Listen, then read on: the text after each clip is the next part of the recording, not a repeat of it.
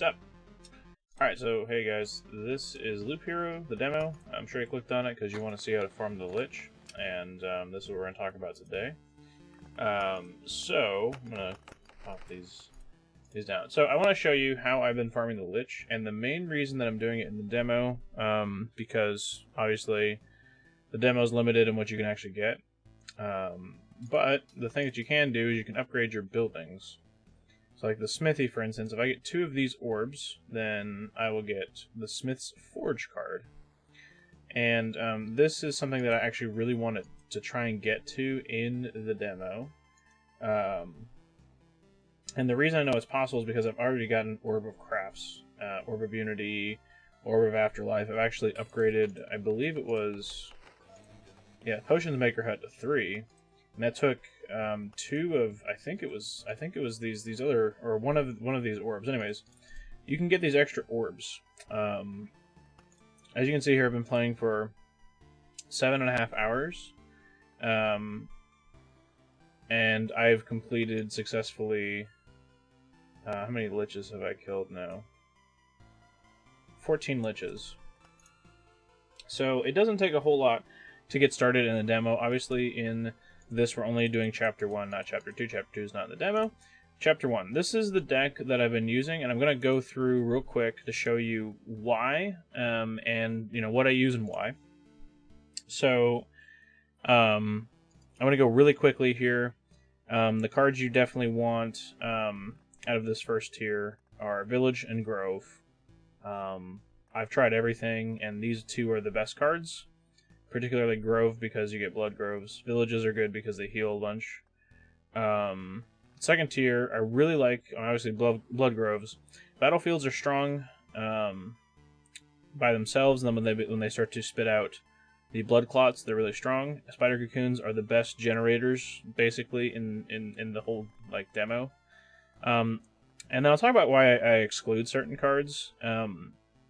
In particular, one that I see a lot of people run is Vampire Mansion. I see Road Lantern run by a few people. I'll go back to that though. Obviously, we have to use both Rock and Meadow, so we'll just use those. And then Beacon is a really terrible card. I never ever run this. Then you have Oblivion. So I don't run Oblivion, and I'll talk about why you don't need Oblivion. So I'll talk about that during the run. But let me just start off by first off saying Swamp is probably good in the main game. But in the demo, there's not enough support, I think, to make Swamps work. Wheat Fields are, I think, probably better in the main game as well. They're not awful, to be honest, but they're, what ends up happening is you draw a bunch of Wheat Fields, not enough villages, and it's kind of bad. Cemeteries create a very tough monster, and there may be a combo with Cemeteries. I don't know, though, so I don't run Cemetery. Vampire Mansion, I ran it for a long time, but it's not necessary, and it kind of it can make fights longer than it needs to, and you can actually end up taking more damage than I feel is necessary using Vampire Mansion. Road Lantern, I don't think it's necessary. I think it's a very strong card, but I don't think it's necessary at all for the demo. And Beacon is the worst card. It just speeds up your loops, which is bad. And then Oblivion. I don't run Oblivion because you don't need to in this setup. So let's just hop into it, and I'll show you what I do. So I have the speed on. We have our starting gear. Throw that on. Now, the main idea here, and we'll kind of go over this as I place things down, and placement is kind of important with everything. So I'm gonna hold Meadows for a little bit until I get either my first Chrono Crystal or my my treasury. I kind of there's a couple of different approaches that you can take to placing down your meadows. Okay, so Spider Cocoons are pretty versatile, and where you can put them. But I think in this case, we have a really strong Blood Grove spot right here. So we want this to be a Grove and this to be a Blood Grove, right? So Spider Cocoon can be good if it was here or here, but I think it's probably better served here for right now. That's where I'll put that. Again, I try not to over-explain everything I do, but just kind of get a good idea of looking ahead and stuff. And then I'll also kind of explain how I feel you should best do loot in this game. So the other thing to note is that the reason we don't need Oblivion is that we're going to cover our whole starting area. I think it's 2 tiles away from your campfire, both directions. If you cover everything, when the Lich spawns, he has no palaces. So that's the next spot that we're going to look to place our spider cocoons. I like to have the first one occupied by battlefields if possible, so I'll put the spider cocoon here or here. I'll put it here with the idea of maybe putting a blood grove here. There's lots of ideas that we can run into here, but first ring. Okay. We have our chrono crystal, and then we're gonna look for a good spot. All right, there's that battlefield. I'm gonna put the battlefield here. We'll put our mountains up. Chrono crystal looks like it'd be probably pretty good here. The reason being is that you can put a meadow down right here, but I'm not gonna put the meadow down yet. We don't need to, and we want to use our meadows with our treasuries. If we have treasury, meadow, chrono crystals, it's actually pretty strong. Now we have an interesting idea here where we can probably go cocoon number 2 right here. And then I think number 3 cocoon, or the next cocoon we get, can go next to our chrono crystal. I think for right now we'll just put it there. And trying to go fast and trying not to over-explain all the little minutia, because this is the demo and there's really, I think, a lot of room for error. But if you want to know how I do it and how I farm it pretty quick, this is basically what I do. So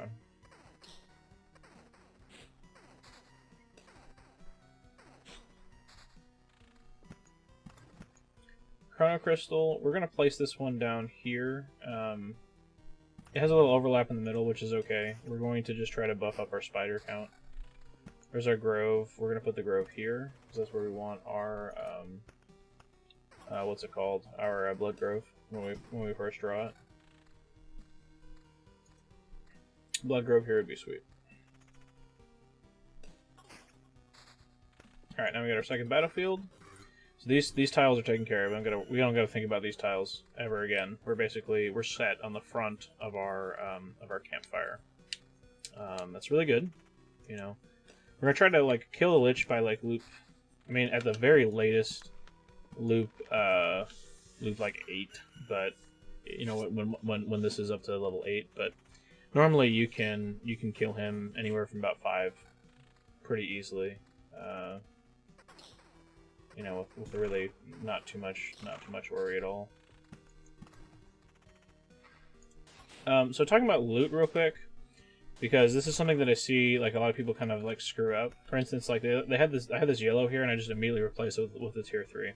The tier number, okay, the tier number is really important because the higher your tier, the better chance you have to get an on level upgrade.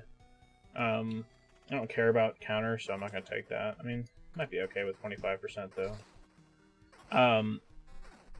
So like I see a lot of people like trying to like really crunch the numbers on the rings, or like, well, you know, like on their gear, like, well, you know, it's like this is like a stat that I really like, so I don't.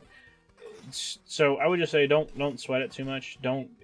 The tier is much more important. The base stats are going to carry you a lot more than the specific stats. Like evasion early on is not that important. Counter later on is not very important. Attack speed is okay. Like there's lots of stats that are just like okay, but there's no sense in trying to over prioritize something in the early game because there's only so much like it's marginal benefit. I mean, we're stacked on counter at 25% here. That's a lot. But for instance, damage to all is a really good stat. Magic damage is a good stat. Defense is whatever. So we're starting to get really overloaded on our meadows, and this does happen from time to time.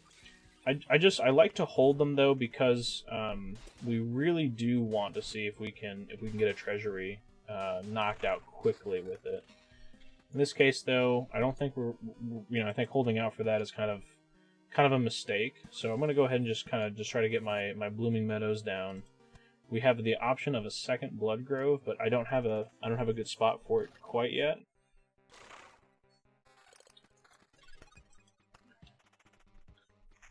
I think I may have missed a little bit of an opportunity for a blood grove up here, where I'm kind of getting my my blood clots. So yeah, I kind of just flew past that and didn't even really acknowledge like putting 2 battlefields across from each other creates blood paths, and blood path creates these blood clots, and these blood clots are actually like really good to fight. they're not that hard to kill, and they drop like pretty good stuff. So we'll take our first trait here. Battering ram is like my favorite favorite trait, because it just it's free damage, and you know, it's really hard to beat what it offers. All right, so again, make a 3x3, you get a mountain peak, and now this is the first like kind of. It kind of sucks sometimes to not have Oblivion, because when we do this, we see where our goblin camp is, and over here is not a problem at all. It's kind of nice, actually, because the goblins being by themselves is nice. It means the fights that you're going to get are going to be, like, kind of limited in size, and, you know... I mean, goblins are kind of scary, but not really, in my opinion. They can be kind of a pain in the butt, but not anything too serious. I think holding 6 meadows is probably a little excessive. Got down to 5.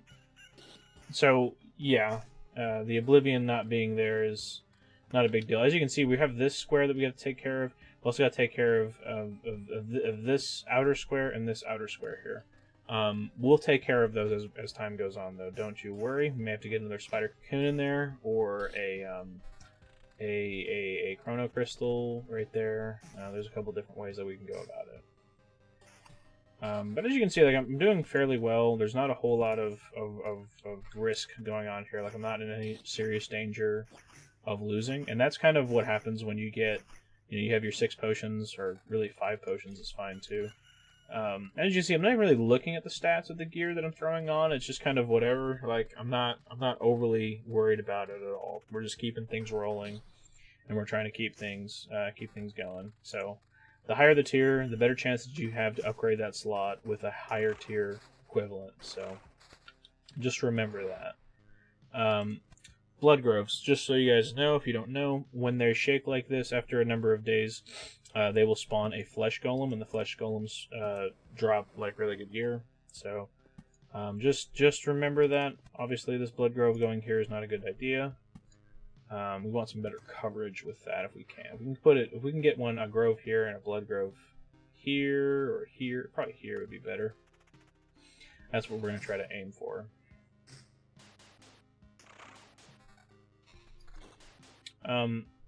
So I don't have the most experience, obviously, in this game. You know, there's some people that have been playing the demo for 20, 30 hours. They've heard of this game longer than I have.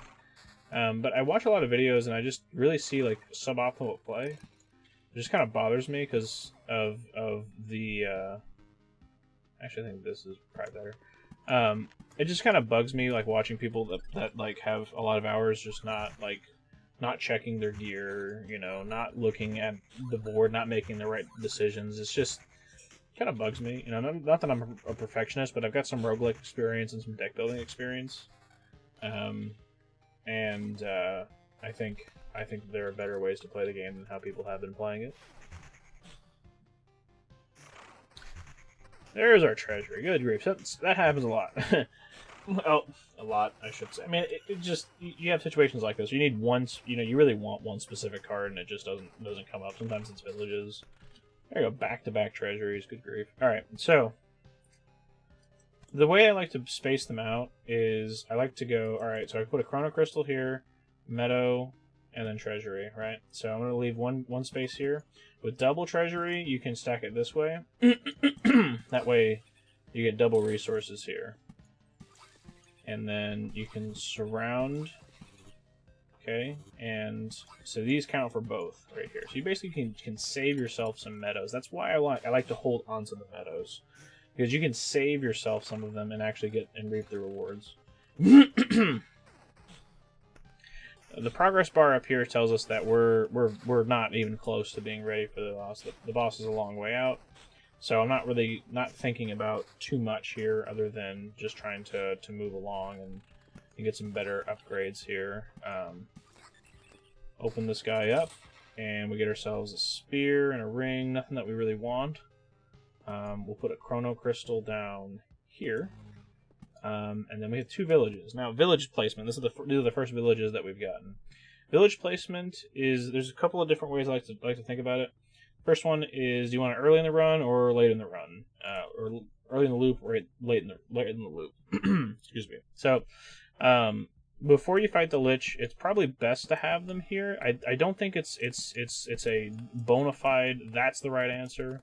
But that's kind of the answer that I come up with, is putting it at the end of your loop means that you'll get the additional healing right before the Lich fight, and that's probably right where you want to be.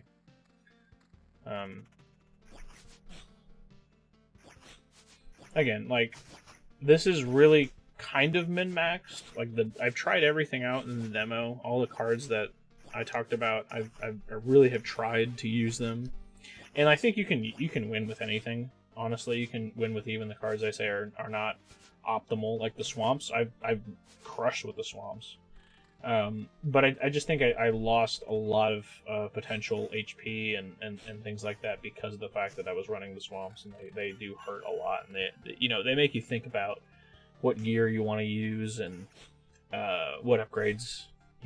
Like, do I want the vampirism? Do I, so this is very like mindless in a sense. You just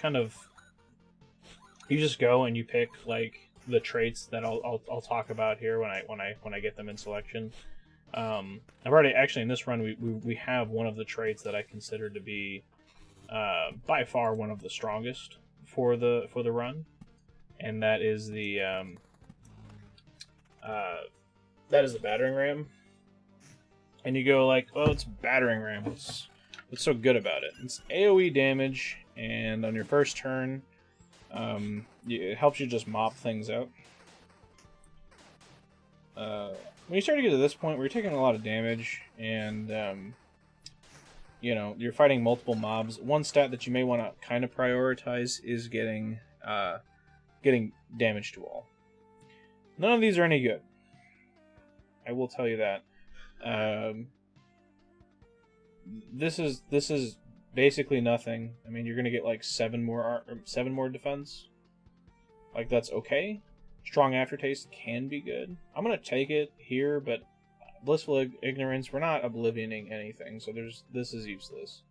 And yeah, it heals, but again, we're not oblivion. There's nothing we want to oblivion. So we'll go ahead and take strong aftertaste here, and if we get into some sticky situations, we can at least get some damage out of it. So this is the first time that we're fighting the flesh golems. Very strong. They hit pretty hard. Hit like 60s. But that juicy gear they drop. So yeah, not really sweating it too much here. Throwing the gear on. I think at this point we can start thinking about stat priorities a little bit.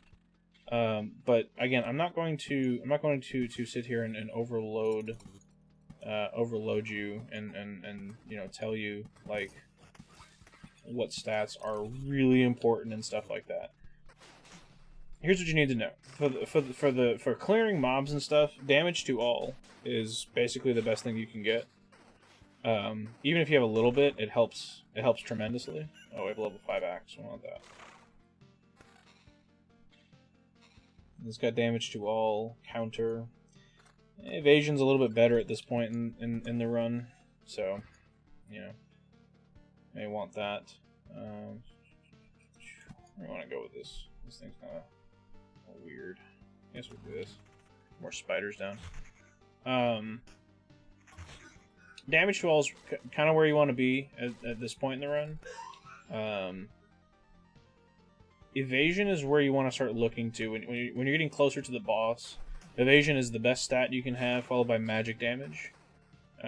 Magic damage helps you get rolling early, because you have this buff, this hero buff, and see it goes up every second. So it helps you ramp up as a fight goes on. You're going to get stronger, and that is the most important thing. Give me 1 second here.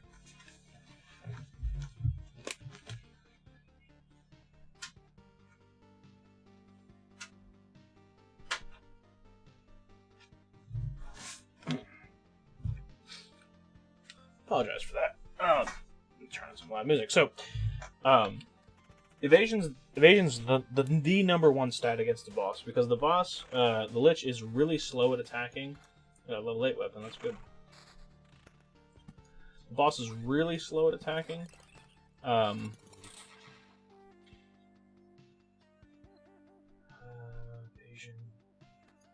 Okay.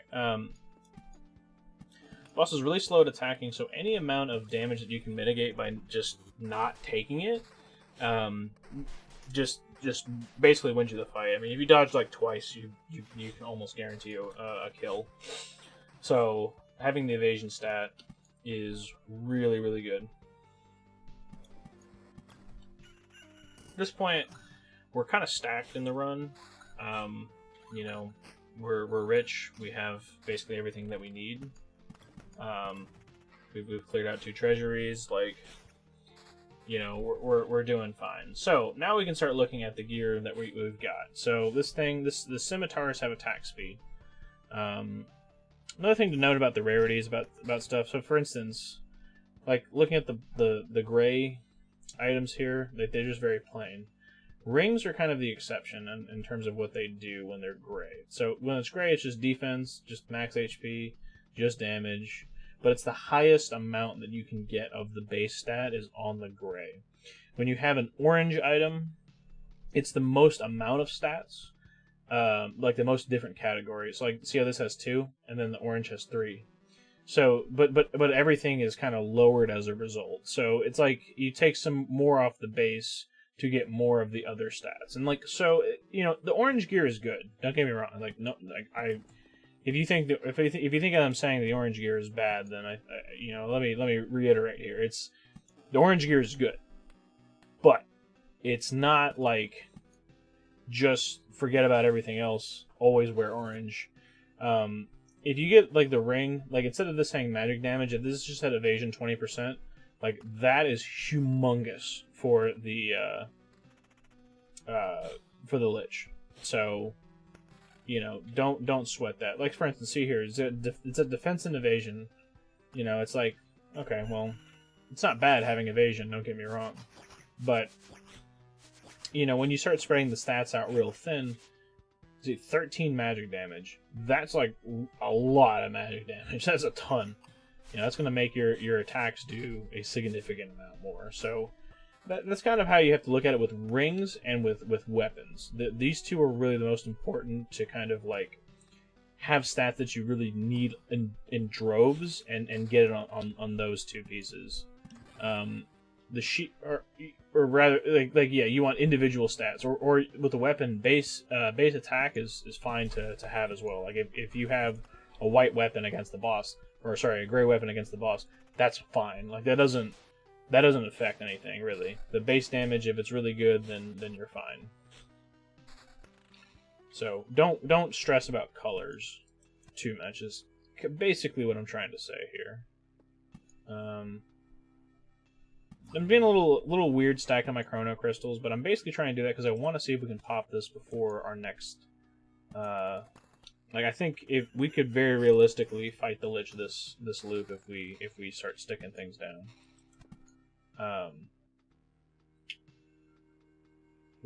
I think I'm gonna put the battlefield here, and see when you get the bar filled, the next card you play triggers the boss. And so I'm gonna do it. Just to kind of show off, like, how even if you're not really thinking about it too much, you can really, like, beat the boss pretty easily here. Throw the shield on. Again, orange shields and chest pieces, I think, are fine. Those are the 2 probably least important stats that you need. Defense and max HP. On these, the weapons, the base attack is really important. But getting a blue sword is perfectly fine. I really wouldn't worry so much about it. A level 8 attack speed regen ring. So attack speed's kind of a double-edged sword. And I will explain. And we are going to take the Lich fight. I'm not worried about it in the slightest here. Alright, so we're going to take a big fight, but attack speed. Let me talk... While this fight goes on, let me talk about attack speed. So you see this little bar here beneath your blue attack, your swing bar, right? So as you do actions, that bar decreases. As you evade, as you counter, as you attack, it goes down. And so you have to be careful, because what happens is when your bar depletes, you're out of stamina. That's your stamina bar. And then when you're out of stamina, all your stuff's halved basically. So you're gonna get hit hard. You're gonna get hit more. You're gonna attack less. Like it's bad. It's bad news bears when that happens. So let's take a look at this ring here. Okay, damage to all is irrelevant against the Lich. Defense is kind of relevant. 20% attack speed is a pretty good amount of attack speed, and 1.8 regen per second. Regen is relatively unimportant against the Lich. I mean, it adds up a little bit, but you're not fighting the Lich for that long to where you can like regen an extra hit. Like it's irrelevant. So really, what we're looking at here is defense and attack speed as relevant stats in this ring. When you can break down gear like that, and then you can understand what the stats are, and you go, well, I don't know that I want, like, attack speed's really one of my stats here. We may not have much of a choice. We may have to rock it. But when you have like 13 magic damage, that might be a better choice. Also, this ring having 80% evasion might be good enough. Since we're working with grays here, we're just going to upgrade. We've got one more fight, and we can probably force this to pop, can't we? All right, so we're at least going to get a look at some other gear here. This ring, attack speed, counter, defense, regen, not a very good ring. Really not what we're looking for. Not really what we're looking for either here. I mean, I think the only real serious contender here is this ring, this 13 magic damage ring, and we'll pop that on probably for the fight. Unfortunately, we just don't really have... We don't have the best stuff. Yeah, so we're just going to pop it on, and we're going to see what happens. Okay, so what do we have going for us? We have 4 potions. Is there any way on the earth that I can pop this treasury? I mean, probably not, right?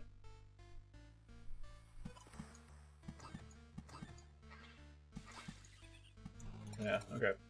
Alright, so we're going to pop into the Lich fight here, and we're going to see how we do. I mean, I haven't lost to the Lich in quite a long time. Our traits here. Let me talk about that real quick here. Battering Ram's going to help us in the first turn here. Boom. Stun for 52, 62, 65. We are absolutely destroying the Lich right here. Completely wrecking him. And there we go. Okay, the Lich is easy cheese. Okay, and we got none of the rare resources here. So, there we go. That is how you do it. That is how you farm the Lich. I know it's like, oh, just kill the boss. How difficult? But in all honesty, like it is. I probably just wasted those farms, but whatever. It's just take those back because I didn't gain anything out of that. Go this way. Okay. All right. Cool. So that's how you do it. Any questions? Drop a comment.